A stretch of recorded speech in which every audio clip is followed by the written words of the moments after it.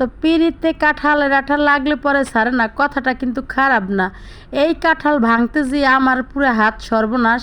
এই আঠাগুলো আমার নখ ছাড়তেই আসে না, মনে এমনই পিঁড়িতে মজে গেছে যে আমার আঠা ছাড়তেই আসে না। তো সরিষার তেল দিছি তারপরও। তো এটা কিন্তু আমাদের গাছের আঠা, তো কথাই তো আছে যে যদি থাকে নসিবে আপনি আপনি আসিবে। তো আসসালামু আলাইকুম, আপনারা সবাই কেমন আছেন? আলহামদুলিল্লাহ, আল্লাহর রহমতে আমরা ভালো আছি। তো এই গাছের কাঁঠাল কিন্তু সহজে আমরা খেতে পারি না, কারণ কি রাস্তার সাইডে এই গাছটা কেউ চুরি করে নিয়ে যায়, কেউ দেখা যায় কি পেকে গেছে, একজন ডাক দিয়ে বলে যে আপু আপনাদের গাছের কাঁঠাল পেকে গেছে। তো কি করে, তো তারা নামিয়ে ভাঙে খাওয়া শুরু করে, তো আমাদেরও কিছু দিয়ে যায়। তো চোরেরাও চুরি করে নিয়ে যায়। তো যাই আর কি হোক, তো আমি আমার এক ভাই বোর ঘরে গেছিলাম। তো ভাই বোর ঘর থেকে আমি আশা ধরছি রোড মানে রাস্তা দিয়ে। তো তখন দেখি যে কাঁঠালের একটু গন্ধ গন্ধ আসে, কোথা থেকে কাঁঠালের গন্ধটা আসে। তো আমার সাইডে কিন্তু অন্য গৃহস্থেরও মানে অন্য ফ্যামিলিরও আছে, মানে কাঁঠাল গাছ আছে। তো আমি ভাবছি কি তাদেরটা মনে হয় পাকছে, কিন্তু আসলে না, দেখে আমাদের গাছেরটাই পাকছে। তো আমাদের রিজিকে মনে হয় আল্লাহ রাখছিল, তো এর জন্যই।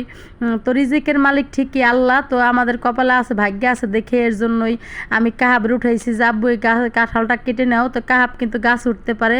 তো দেখেন আমার ছেলেটা কিন্তু অনেক বড় হয়ে গেছে, তো গাছ উঠতে পারে। তো ওই কিন্তু কাঁঠালটা কিন্তু কেটে নামালো। তা আমার অনেক ভালো লাগতেছে আর খুশি লাগতেছে এই জন্যে যে এই গাছের কাঁঠাল আমরা সহজে খেতে পারি না। ওই যে আগেই বললাম যে চোরেরা নিয়ে যায়, আবার কোনো পথিকে যদি দেখে তাদের বলে আপনারা ভেঙে খেয়ে ফেলেন। তো এর জন্যই আজকে আমাদের রিজিক আল্লাহ রাখছে। তো আল্লাহ যদি রিজিকে রাখে পৃথিবীতে কেউ ঠেকাতে পারবে না। তো আমাদের বাচ্চারা কিন্তু খেতে ইচ্ছে করে, আমাদেরও কিন্তু খেতে ইচ্ছে করে যে আমাদের নিজের হাতের গাছের কাঁঠাল আমরা খাবো, কিন্তু আসলে খেতে পারি না। আর যেহেতু গাছ পাকা কাঁঠাল খেতেও অনেক মজা, অনেক ভালো লাগে। কাঁঠালটা কিন্তু প্রচুর মিষ্টি, গাছের কাঁঠালগুলা। এটা কিন্তু আমার বাবা লাগাইছিল।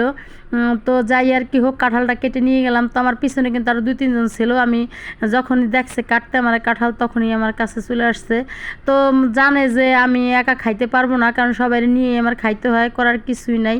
কারণ যেহেতু বাবার বাড়ি থাকি, তো সবার সাথে ভালো ব্যবহার করে থাকতে হয়, না হলে কের মন পাওয়া যায় না। তো আপনি যতই মিষ্টি কথা বলেন আর যতই চুকা কথা বলেন, আপনি যে যেরকম তার সাথে সেরকম ব্যবহার না করলে কিন্তু আপনার কোনো দাম থাকবে না। তো আমার সাথে যে যেরকম ব্যবহার করে বাবার বাড়ি, আমি তার সাথে সেরকম ব্যবহারই করি। তো আমার চাচ্চু ভাইরা চাস্তরা যারা যারা ছিল, চাস্তু ভাই বোনেরা, তারাও চলে আসছে কাঁঠাল খাবে। তো তাদেরও বললাম যে উঠেতেছি খাও। কিন্তু এরকম কিন্তু অন্য কেউ গাছের কাঁঠাল হলে আমাদের কিন্তু কখনো ডেকে খাওয়াইতো না। এটা বাস্তব, এটা সত্যি কথা। তো আমি সবসময় এটাই ভাবি যে খাবার এটা কোনো ব্যাপারই না, কারণ যার রিজিকে যা আল্লাহ রাখছে সে সেটা খাবেই। আমি কেউকে খাওয়াইতে পারবো না। আল্লাহ যার রিজিকে যা রাখছে তাই সে খাবে। আমি একজনকে বললাম আমি অমুক কে খাওয়াইছি, তমক কে খাইছে, কিন্তু আসলে না, এটা আল্লাহ তার রিজিকে রাখছে তাই সে খাইছে। রিজিকের মালিক আল্লাহ। আলহামদুলিল্লাহ, কাঁঠালটা অনেক ভালো ছিল, অনেক মিষ্টি ছিল, আমরা সবাই মিলে খাইছি। তো আপনারা সবাই ভালো থাকবেন। আল্লাহ হাফেজ।